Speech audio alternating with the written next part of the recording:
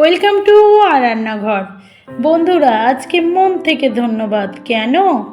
আপনাদের ভালোবাসা দেওয়ার জন্য। আমার কিছুদিনের আগের দেওয়া ভিডিও কাঁচা কলার তাওয়া কাবাব আপনারা প্রচুর ভালোবাসা দিয়েছেন। এত অল্প সময়ের মধ্যে এত ভালোবাসা পেয়ে আমি খুব আপ্লুত এবং আনন্দিত। আপনারা এই রকম ভালোবাসা মাঝে মাঝেই আমাকে দেবেন। আজকে এবার রান্নায় আসা যাক। আজকে কি করলাম?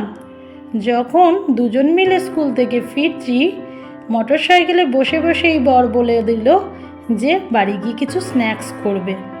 বাড়ি এসে দেখি ফ্রিজে কি রাখা আছে শীতকালীন সবজি পালং শাক। তাহলে পালং শাকের পাকোড়া করা যাক। এই পালং শাকের পাকোড়া খুব সহজে হয়ে যায় এবং ফাঁকিবাজি পাকোড়া বলতে পারেন। এবার আমি পালং শাক ফ্রিজ থেকে বের করে ধুয়ে পরিষ্কার করে নিয়েছি। এবার চাকু করে কুচি করে কেটে নিলাম। আপনারা জানেন এই চাকুর ব্যবহার আমি খুব একটা ভালো পারি না, তবে ভালো লাগার জন্য এবং ভালো দেখানোর জন্য আমি কিন্তু চাকু ব্যবহার করি। এবার এই পালং শাকগুলো কেটে অন্য একটি পাত্রে রেখে দিলাম। এরপর একটা গোটা আলু ধুয়ে পরিষ্কার করে নিয়ে আমি গ্রেটারে গ্রেট করে নিচ্ছি। আজকে পালং শাকের পাকোড়ায় পেঁয়াজ ব্যবহার করব না, একবার আলু দিয়ে এইরকম পালং শাকের পাকোড়া করে দেখুন।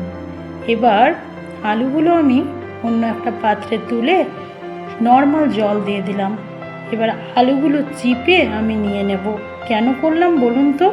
এই আলুগুলো এরকমভাবে চিপে নিলে খুব ভালো ক্রিস্পি হয় পাকোড়া। আপনারা যে কোনো পাকোড়াতে আলু এইভাবে দিয়ে দেখবেন, ক্রিস্পি হবে। এরপর দুটো কাঁচা লঙ্কা আমি কুচি করে চাকু করে কেটে নিলাম। এরপর একে একে মশলাগুলো দিয়ে দেব। প্রথমে দিচ্ছি আদা বাটা 1 চামচ, তারপর দেব হলুদ গুঁড়ো 1 চামচ মতো হলুদ গুঁড়ো দিলাম। এরপর দিলাম কাশ্মীরি লঙ্কার গুঁড়ো রঙের জন্য, জিরে গুঁড়ো 1/2 চামচ। এরপর দেব স্বাদ মতো লবণ। আমি দিলাম জোয়ান, একটু হাতে করে ম্যাশ করে উপর থেকে দিয়ে দিলাম। আপনারা এর পরিবর্তে 5 ফোড়ন, কালো জিরে, পেঁয়াজ ব্যবহার করতে পারেন। এরপর দিলাম প্রয়োজন মতো বেসন। এরপর দিচ্ছি আমি চালের গুঁড়োর জায়গায় ময়দা বা কর্নফ্লাওয়ারও ইউজ করতে পারেন। এবার হাতে করে আমি মেখে নিচ্ছি। আমি হাত ধুয়ে পরিষ্কার করে নিয়েছি। চামচে করে মাখা আমার ঠিক পোষায় না। আমার বেসন একটু কম হয়েছিল, আমি দ্বিতীয়বার আবার বেসন দিয়ে নিয়েছি।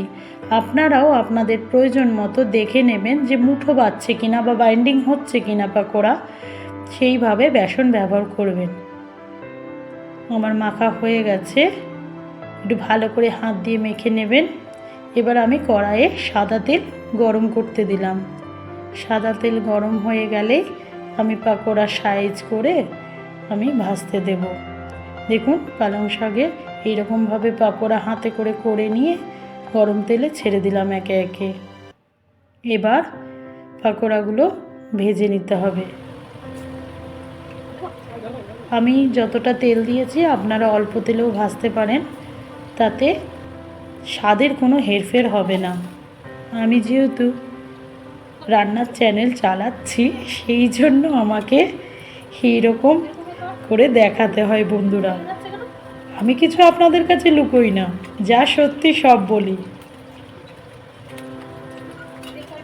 এক পিঠ লাল হয়ে গেছে, এবার খুন্তি করে একটু তুলে নিচ্ছি।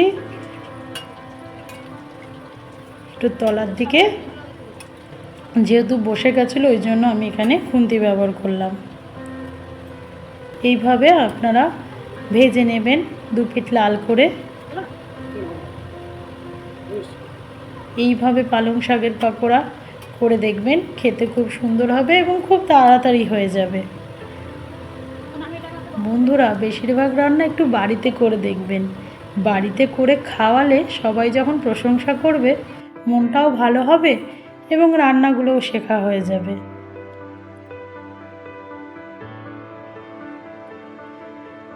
আমার আগের স্কুলের কলিগেরা সবাই প্রায় জানতো যে আমি খুব ভালো প্রথমে রান্না করতে জানতাম না। আস্তে আস্তে পরিস্থিতির চাপে এবং সংসার করতে গিয়ে আমি প্রায় সবই শিখে নিয়েছি।